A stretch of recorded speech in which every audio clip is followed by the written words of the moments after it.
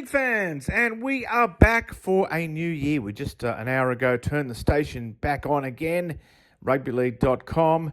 Thanks for joining us and thanks for hanging in there during the close season. And we will be running from Thursday to Sunday night UK time now this year. There'll be another format for the other half of the week, but I won't spoil that surprise. I think the audience will be pretty different anyway. But now, it's all happening today. Why do we choose today? You know why we chose today. By the way, my name's Steve Mascord. It's because it's the first day of Super League.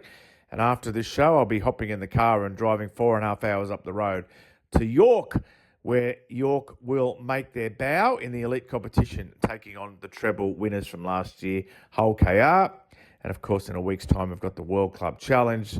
Brisbane Broncos are in town, and I went out to the airport, and we'll have a little grab at the end of this intro section from Michael Maguire, the coach of the Broncos. Had a brief chat to him at the airport. He hasn't done any media since Payne Haas's decision, but he wasn't in a position or not willing to discuss that the other night. Of course, there's been a little bit of movement in that area since the Broncos landed. Maybe we'll go with some. We normally start the show with some birthdays. Maybe we'll go with some birthdays. So then we'll go with some news, and then we'll hear from Michael Maguire. Coming up in the show, we've got the Mole, Tony Adams, will be talking to us. There is a match that's just kicked off in the NRL preseason. It's the Dolphins and the Titans at KO Stadium. So I'm also going to be bringing you score updates from that game during this hour. So make sure you stay tuned. And then we're going to have Joe Burgess, the most colourful, maybe in a way controversial, retweeting things on Twitter is controversial, player in Super League. Joe Burgess, former South Sydney and Roosters player who will be in the World Club Challenge next week. I had a chat to him, and it hasn't aired anywhere, or none of the quotes have appeared anywhere. So we're going to also bring you that interview with Joe Burgess during this hour. So rugby league birthdays, and let's go down the list and tell you who is celebrating today. Brian Carlson he died in 1933. So, but he was obviously a very highly decorated player for Australia. He represented. He's from the Coalfields. Also played for Southern Division. He played for North Sydney, but he did represent Australia from the bush. Brian Carlson. So his family and descendants, happy birthday to Brian Carlson. Bill Hamilton, a very famous Norths player who also represented Manly, the arch enemy. He is with us. He's 81 today. Happy birthday to Bill Hamilton, the Big Bear. Greg Carberry, brother of Michael, who played for Illawarra and also Cronulla. He's 60 today, the big 6-0. I remember being around Greg Carberry when he was at the Steelers and being in nightclubs with him and all that sort of stuff a long time ago. 60, he's 60, I'm 57 now. Phil Bergman, who I've done some commentary with, the New Zealander who played for Paris Saint-Germain. He's 55 today, lives down in the south of New Zealand, as I recall. I think he lives around the Wellington area. Russell Richardson, the Australian Test centre, who represented memorably Cronulla in the Super League year, but also played for Souths and Newcastle. 49 today. Brett Hodgson, we've got some big names. New South Wales fullback, nice guy. Spent a bit of time in the UK as well with Huddersfield and Warrington. He's 48 today. Wade McKinnon, former Warriors, West Tigers, Hull FC player, 45 today. Let's speed this up a bit. Julian Tuxegas, the French international, who also played for UTC, 42 today. And as we scan down, let's see if there's any others. We'll move on. We'll move on to the news, and the big news with regard to the Broncos is that Payne Haas, the Broncos, have waived the 10-day cooling off period, which means that he's definitely joining South Sydney for 3 years starting 2027. There's quite a few injuries heading into round one of Super League, and the Man of Steel will not be seen in action. He has, I believe, a knee injury, so he will not be playing against Lee tomorrow night. Another fella, Jaden Nikorima, he has hurt himself in training, and he won't be playing at Hull for Bradford. He is out, and there's a few others as well. Adam Clune has got a calf injury, won't be playing for Huddersfield. So yes, there's quite a few injuries heading into round one of Super League. Okay, let's move on. After the break, we'll give you a bit of a score update from KO Stadium, where it is the Dolphins up against the Titans. And then we're going to hear from the Mole, Tony Adams. And then we're going to have another score update. And then we're going to start off with that Joe Burgess interview. But it's awesome that we're back on air. Want to welcome you back. And here's Michael Maguire from Heathrow just a couple of days ago. Well, I'll probably try and utilise a little bit of that experience for sure. I was able to travel over here with a few of the Kiwi teams too, so I spent a bit of time over here travelling, and that's a part of touring, is that the bonds that you build away from the field, but they spend a lot of time on the field, and they've had a really good pre-season, so it's a really important game. Like it's not only is it it's a great opportunity to get a trophy along the way, and they can put their name up in the loss. I think it's pretty even on teams winning and losing this one between the Australians and England, and I also know how much it means to the people over here, this game. So that adds to the understanding of what the game means, and I think for our players in years to come to be able to look back and know that they've achieved this game is a really important part too. Welcome back. If you're listening to the Breakfast Show, good morning, League fans. And as I said, we've got Tony the Mole Adams here. Now, Tony, let's go straight into your latest column. And the first item about Jake Friend, the former Roosters hooker. What's happening there? Yes, Steve. Well, as people down under will know, Jake Friend is involved in a dispute, shall we say, with his partner. Police have attempted to serve an AVO on her behalf. Things have got a little bit ugly. He's got to appear in court again soon. And he, since retirement from head injuries, has had a pretty important role at the Roosters as head coach of the Roosters Academy and Pathways program. But as of the last few days, the Roosters have stood him down. They haven't said anything officially, but I've been told by people in senior positions at the club that Jake Friend is on gardening leave. The court case is coming up next few weeks, but up until then, he won't be doing any work for the Roosters. Interesting. And your second item is about Daly Cherry Evans returning to Manly, and it was to see a good mutual friend of ours. Yeah, that's right. A fellow called Wayne Cousins, very popular, used to be a journo, now was media manager at Manly up until recently.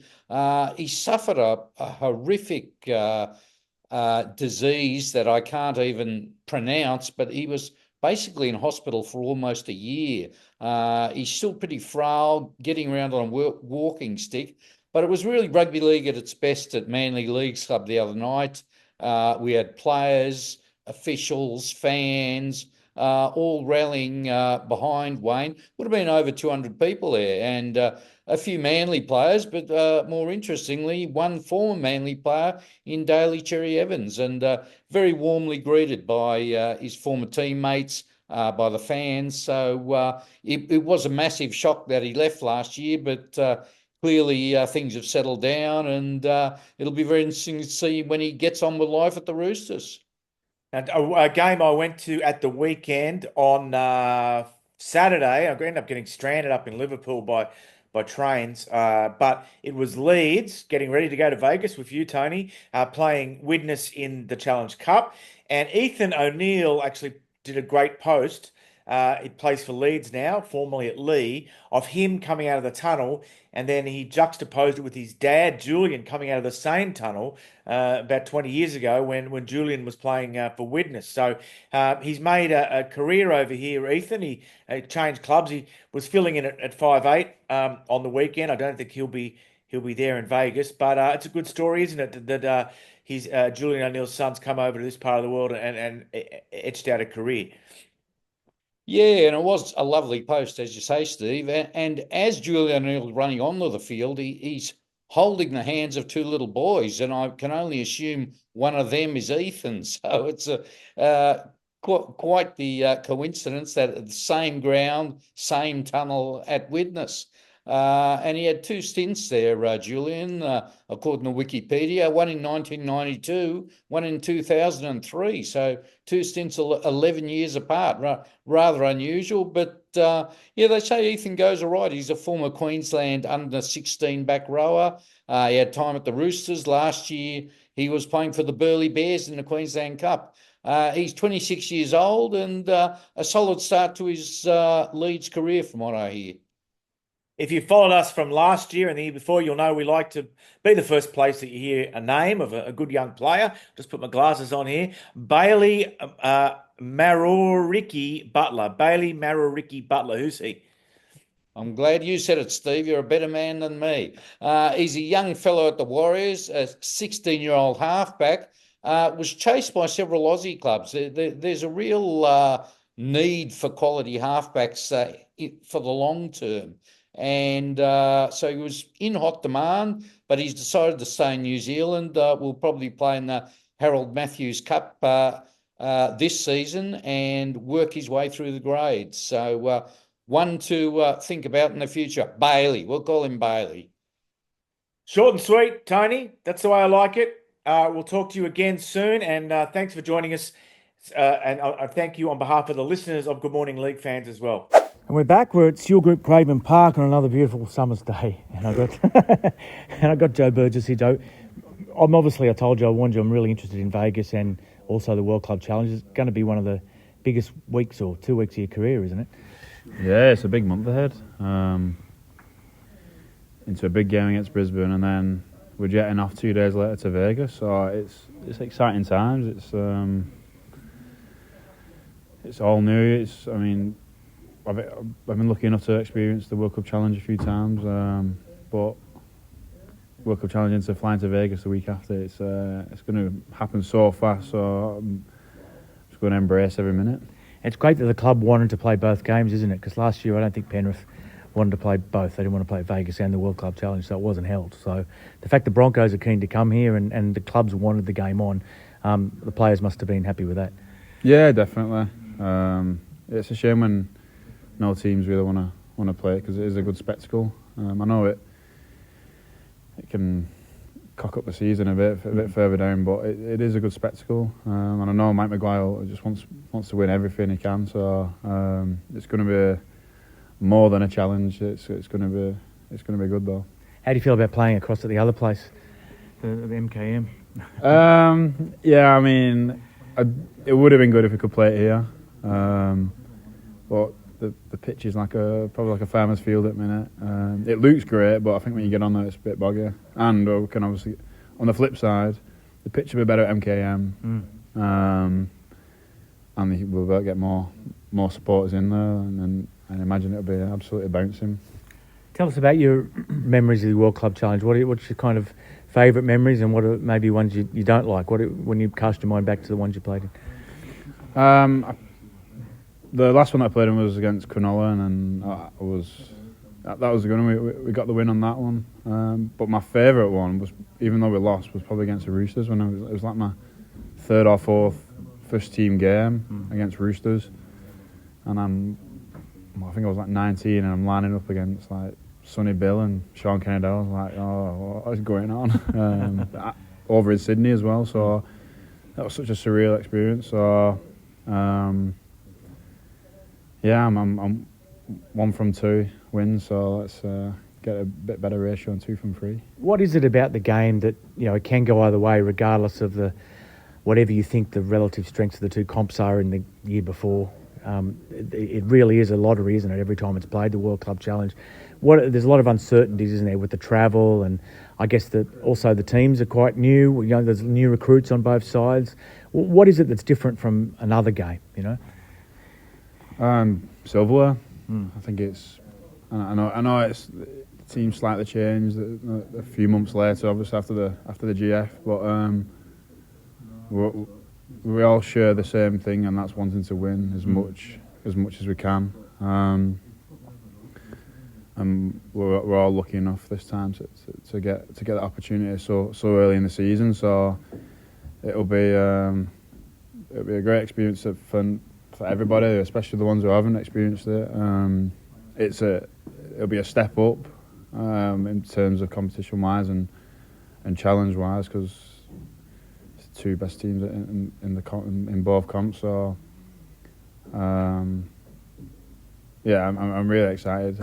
Like I said about travel and whatnot, but you don't start thinking them things. We can't start thinking, oh, we've got an upper hand because they're travelling, because it's no upper hand. They're all such good athletes and good professionals that they'll be raring to go themselves. What about Las Vegas? Have you been before in your spare time, or have you ever been? I have, yeah. I've been once. I got to go on my friend's stag do.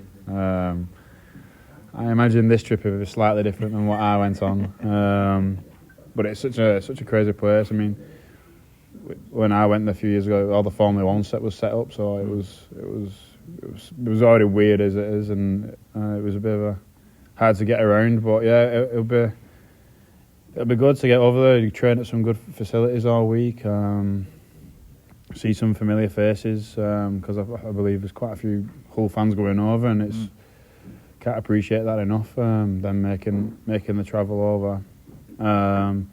Yeah, like I said, I don't think it'll be quite a stag do. How I saw Jake Connor said the other day that when he went out with Hull, but not to I've never heard anyone compare Wollongong to Las Vegas before, but he said that trip, because it went so badly, it kind of ruined their season. I just want, is it possible that an overseas trip early in the season, if it goes really badly, can interfere with the rest of the year if you play poorly or you recover poorly? Is it a potential banana skin? No. It's like in a game. If something goes wrong in a game, we just say next job, and that's what it'll be this time. If it doesn't go our way, it'll be get back, next job. Mm-hmm.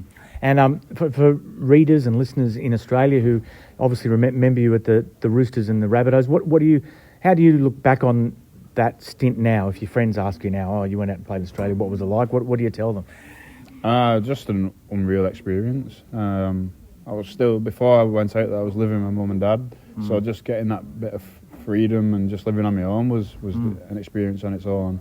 But then to play in that league for, I think I played 10 or 11 times between both teams, it was great. Like, I've watched NRL as a kid, and then like a few years later, I'm up against them all up at the side of them. It was crazy, and I recommend anyone who gets that opportunity, gets an offer, you got to take it. And even man was only a short stint, I still cherish some good memories.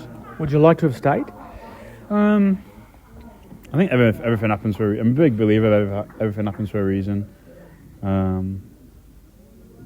Wigan coming for me, so that was the next step, sort of thing.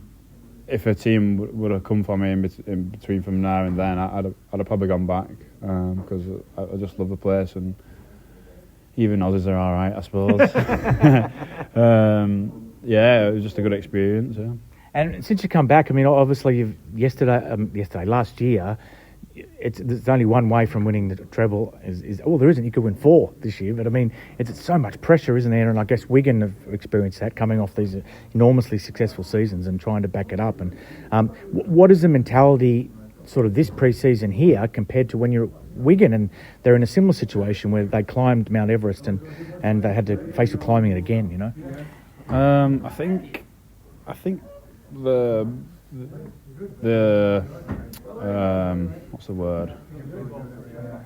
The chance of actually making proper history. I know we made history for the club last year, but making history in rugby league I don't think anyone's ever gone back-to-back trebles, so I think we got that. We had the likes of like Jared and Mickey Mack to give us that extra step over the line. Obviously in 2024 we lost in the grand final, and then 2025 Mickey Mack and Jared just give us that extra step to get there.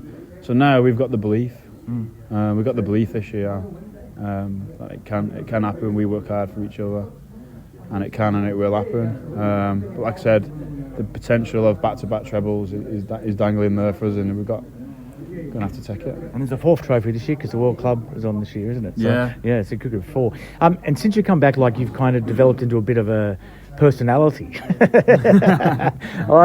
that happened by design, or is it just confounded you as much as anyone else? I just think that when you get interviewed and asked questions and whatnot, sometimes it can be a bit robotic. Yeah. And I just thought I might as well just be myself at half the time. So yeah, I'm just being myself really. I'm just having a crack, and I can't take too many things serious because it's just not how I am.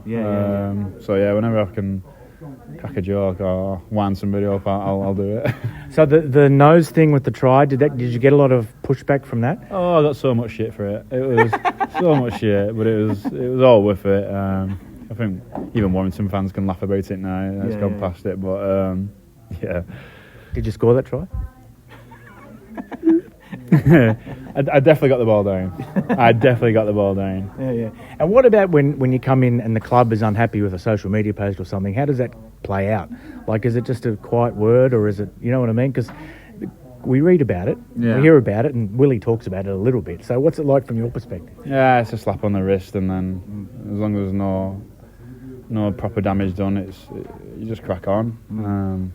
It's quite annoying how you can't express your opinion at times because, well, as you see, it can stir some shit sort of thing. So it is annoying how you can't say what you want because we can't.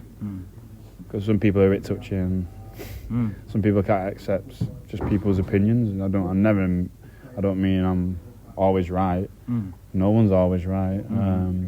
But it's just an opinion, and you listen to other people's opinions and you converse and then agree on something. But Yeah. This is only a last serious question. Do your opinions evolve in response to the feedback? What do you mean by that? I mean, like, if there's a pushback on something, or someone says you shouldn't have said that about the try, it sets a bad example for referees and respect for referees. Do you think, okay, should I have or shouldn't I have? And then you form an opinion whether you should have or not, or do you just forget about it? You know, like. Oh yeah, I'll have a think about it. Whether I should have done it. Or a social media post. Yeah, I'll have a think about it. But then I normally just think, sack it. It's just an opinion. It's not like I'm going to get anybody or get myself into trouble. It's just an opinion. Like, if I started being abusive or anything like that, well, obviously that's a whole different thing. If you're bullying or anything like that, but if it's just an opinion, get on with it and stop being so soft.